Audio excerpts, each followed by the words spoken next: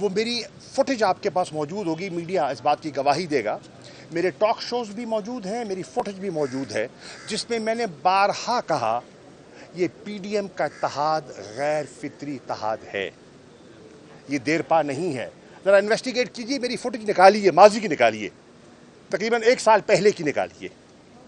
میں نے کہا تھا یہ ایک ارینجمنٹ ہے، یہ ایک غیر فطری اتحاد ہے، یہ بکھر جائے گا، اور آپ نے کل دیکھا اس کی شروعات ہو چکی ہیں، وہ بکھر رہا ہے۔ اب آپ دیکھیے کہ سوات میں بلاول بھٹو زرداری نے اپنی شکایت کی، سندھ میں جو فلڈ کا طوفان آیا، جو پانی آیا، جو تباہی ہوئی، اور ان کا جو مطالبہ تھا کہ ہمیں مناسب ایلوکیشن نہیں کی گئی، ان کا گلہ ہے وفاقی حکومت سے، اور ان کا گلہ میری نظر میں درست ہے، کیونکہ مجھے علم ہے کہ سندھ میں کتنی تباہی ہوئی ہے، میرا سندھ سے تعلق ہے، میں جانتا ہوں کہ وہاں کا کیفیت ہے، اور اگر ان کو وسائل دستیاب نہیں ہوں گے تو ان کی ریہیبلیٹیشن کا کام کیسے ہوگا۔ اس حد تک بلاول جو کہہ رہے ہیں وہ درست کہہ رہے ہیں، لیکن سوال یہ اٹھتا ہے کہ کابینہ میں آپ اور آپ کے وزراء موجود، جب بجٹ ڈاکومنٹ پیش کیا گیا اور اگر یہ ایلوکیشن نہیں تھی تو آپ خاموش کیوں رہے؟ آپ نے وہاں انسسٹ کیوں نہیں کیا؟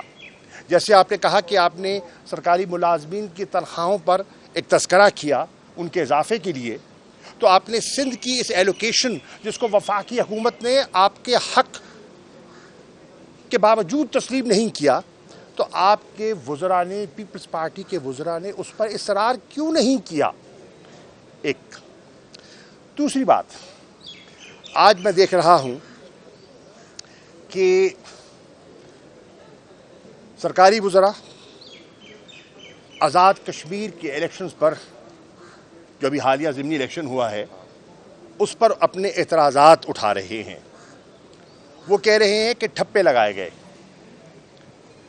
انٹیریئر منسٹر کا میں بیان سن رہا تھا، وہ کہہ رہے ہیں کہ کائرہ صاحب کو ایکیوز کر رہے ہیں، وہ میرے پاس آئے، مجھے انہوں نے یقین دلایا کہ ٹھپے نہیں لگیں گے، رینجرز کی تعیناتی کی ضرورت نہیں ہے، اور میں نے ان کی بات تسلیم کی، لیکن وہاں جو کچھ ہوا اس سے ہم مطمئن نہیں ہیں۔ یعنی کہ وہ پیپلز پارٹی پر آزاد کشمیر کے ضمنی الیکشن کی دھاندلی کا الزام لگا رہے ہیں۔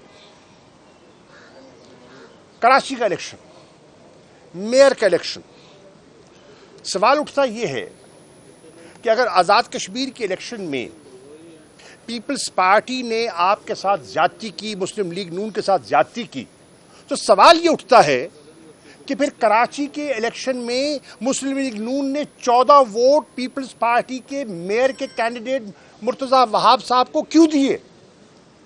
سوال ہے 14 ووٹ پھر آپ نے کیوں دیے؟ آپ نے اپنا احتجاج ریکارڈ کیوں نہیں کروایا؟ ایک طرف آپ دھاندلی کا الزام لگا رہے ہیں، کراچی کے میئر کے الیکشنز پر اعتراضات اٹھا رہے ہیں، اور پھر ووٹ بھی دے رہے ہیں۔ دیکھیے یہ تضادات ہیں جو سامنے آ رہے ہیں، اور آج پاکستان کا جو شہری ہے، پڑھا لکھا نوجوان ہے، وہ بیانوں سے، وہ تقریروں سے قائل نہیں ہوگا، وہ ایک ایک بات کی تہ تک جاتا ہے، وہ تحقیق کرتا ہے، اور اگر مطمئن نہیں ہوتا تو مسترد کرتا ہے، سوشل میڈیا پہ مسترد کر دیتا ہے، کہتا مجھے منظور نہیں ہے، اس آپ کی بات میں وزن نہیں ہے، صداقت نہیں ہے، سچ نہیں ہے، فریب ہے، قوم سے دھوکہ کیا جا رہا ہے۔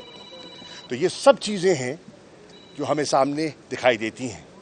میں ندیم افضل چند صاحب کی گفتگو سن رہا تھا، میرے کولیگ رہے ہیں، بڑے کھل کے بات کرتے ہیں، دیانتدار آدمی ہیں۔ انہوں نے کیا کہا؟ انہوں نے کہا، جب مجھ سے سوال کیا گیا، اینکر نے سوال کیا کہ یہ آپ کا جو اتحاد ہے یہ کتنا دیر پا ہے، تو آپ فرماتے ہیں شاید ماہ 1.5 ماہ چل جائے۔ سوال یہ ہے، جب آپ جانتے ہیں کہ یہ اتحاد غیر فطری ہے اور اس کی مدت 1.5 ماہ ہے، تو آج خاموشی کیوں؟ آج یہ 1.5 ماہ کا وقفہ کیوں؟